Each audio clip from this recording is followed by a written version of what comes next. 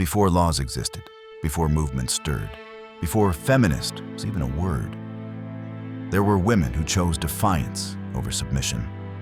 Their stories lie buried beneath centuries of deliberate silence. Until now. They possessed no legal rights, no political voice, no protection under law. Yet when confronted with injustice, they made a choice that would echo through generations. To fight back, consequences be damned. This is not the sanitized story you learned in school. This is the story of women who died for their convictions, who sacrificed everything for a freedom they would never live to see. Anne Hutchinson stood in the courthouse, pregnant and defiant. Around her, 43 men decided her fate. She had committed the unforgivable crime, preaching God's word while being a woman. "I am called here to answer before you," she declared, "but I hear no things laid to my charge." Her voice sliced through centuries of enforced female silence like steel. The Massachusetts Bay Colony had clear rules. Women could listen to sermons, not give them. They could bear children for God, not interpret His word. Anne Hutchinson shattered both. She held meetings in her home where women discussed theology freely. 80 people came weekly, more than attended the official church. The magistrates called it heresy. She called it truth. "You have no power over my body," she told them during her trial. In 1637, those words were revolutionary. They sentenced her to banishment, a death sentence in disguise. She walked into the wilderness carrying her children and nothing but her convictions. Native Americans killed her family months later. The magistrates called it God's judgment. History knows it as martyrdom. 60 years later, another woman chose a different kind of defiance. Deborah Sampson bound her breasts, cut her hair, and became Robert Shurtleff, Revolutionary War soldier. For 17 months, she marched beside men who never suspected her secret. She took musket balls to the thigh, treated her own wounds with a penknife and needle. When fever finally exposed her identity, the army discharged her without ceremony. No pension, no recognition, just the knowledge that she had tasted a freedom legally forbidden to her. Imagine the nights she lay sleepless in military camps, listening to men discuss a liberty she could never officially claim. Yet she had claimed it with every forbidden step. The Constitution promised rights to men. Enslaved women faced a double curse, bound by both race and gender. Yet some chose to break their chains in the most unthinkable ways. Margaret Garner held the knife above her daughter's throat. Behind her, slave catchers pounded on the door. Before her lay an impossible choice: return to bondage or grant freedom through death. "I will go singing to the gallows rather than return to slavery," she declared in court. The judge ruled her a piece of property, not a mother capable of love. She had murdered one child to save 4. In her tortured mind, death was the only gift she could bestow, the only inheritance beyond the reach of whip and chain. Harriet Tubman called her work stealing slaves. The law called it theft of property. She called 19 trips into the South without losing a single person absolute moral necessity. "I never ran my train off the track," she said, "and I never lost a passenger." Each journey risked her life for strangers' freedom, a mathematics of love impossible to calculate. She carried a pistol not for slave catchers, but for runaways who lost their nerve. "You'll be free or die," she warned them. True freedom demanded that kind of absolute commitment. Sarah and Angelina Grimke grew up on a Charleston plantation, surrounded by the wealth that slavery built. Then they witnessed a slave being whipped. Everything changed in that moment. They moved north and began writing letters, not to friends, but to the entire nation. American women have to do with this subject, Sarah declared, for they are mothers and daughters. Their words ignited controversy even among abolitionists. Fighting slavery was acceptable. Women speaking publicly was not. They chose to fight both battles simultaneously, understanding they were connected. Whatever is right for man to do is right for woman, Angelina wrote. In 1838, these words were revolutionary. They remain revolutionary today. Long before Europeans arrived, indigenous women held positions unimaginable to colonial minds. Chiefs, warriors, spiritual leaders. Contact with civilization stripped them of power they had never questioned. Pocahontas was no love story. She was a stolen child, married to secure peace, paraded through London as living proof of colonial success. She died at 21, an ocean away from home. Colonial law replaced matrilineal societies with patriarchal control. Women who had once chosen their leaders now needed permission to speak.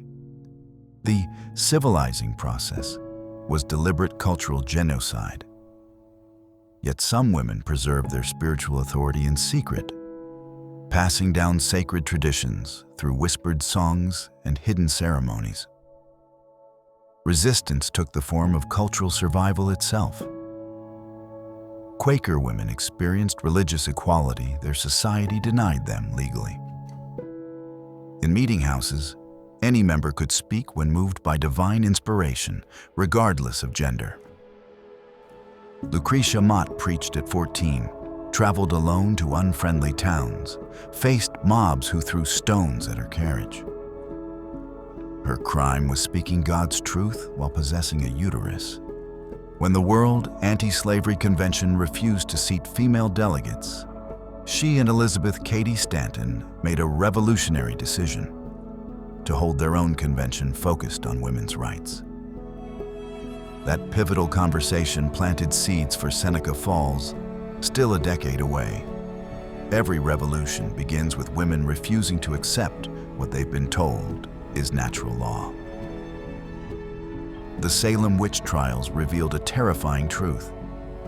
Women who showed independence, owned property, or challenged authority faced accusations of supernatural evil. Fear became a weapon of control. Bridget Bishop owned 2 taverns, dressed flamboyantly, and argued with her neighbors. These qualities made her the perfect first victim. They called her a witch. She was simply unafraid. 20 souls perished in Salem, 14 of them women.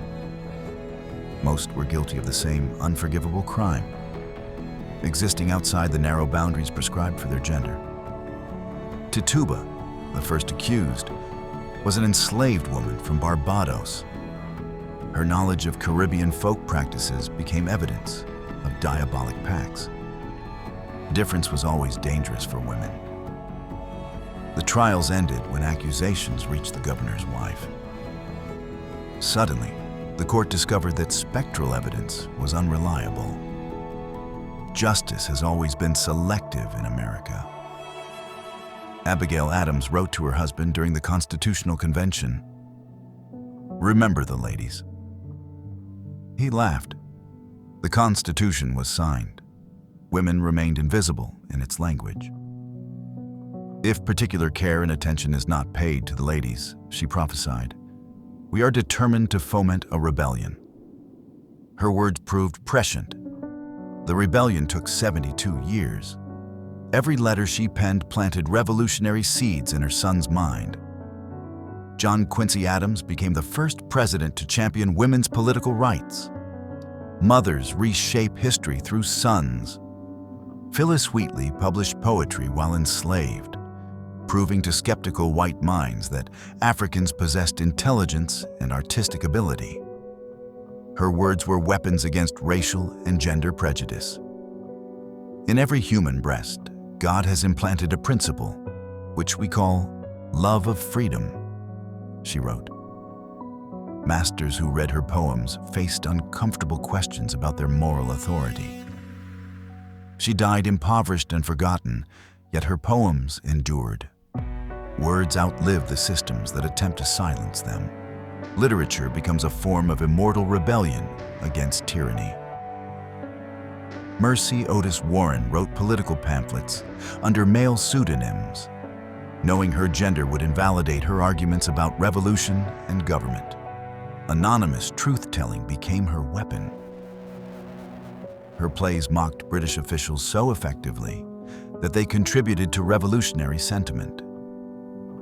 She understood that ridicule could topple authority more efficiently than direct confrontation. After independence, she published a 3-volume history of the revolution, challenging male historians' accounts. Her perspective revealed stories they had overlooked or deliberately ignored. Mary Wollstonecraft's Vindication of the Rights of Woman reached American readers in 1792, electrifying women who had never seen their experiences articulated so powerfully. It is justice, not charity, that is wanting in the world, she wrote. American women copied her words into personal letters, spreading radical ideas through domestic networks. Her radical ideas traveled through parlors and kitchens, transmitted by women who understood that education was the skeleton key to equality. Revolution began in conversations society deemed trivial. Martha Ballard delivered over 1,000 babies during her midwifery career, keeping detailed diaries that reveal women's experiences historians had ignored for centuries. Her records show women's economic independence. They paid her in goods, services, and respect. She traveled dangerous roads alone, carrying life-saving knowledge in her head and hands. When male doctors sought to professionalize childbirth, they dismissed midwives as ignorant peasants. Martha's survival rates exceeded theirs. Experience trumped formal education, but not entrenched social prejudice. Frances Wright shocked Americans by speaking publicly about slavery, religion, and women's rights. Newspapers called her the Red Harlot of infidelity. She called herself a truth-teller. She established Nashoba, a community where enslaved people could work toward freedom while living as equals. The experiment failed, but the vision survived to inspire future reformers.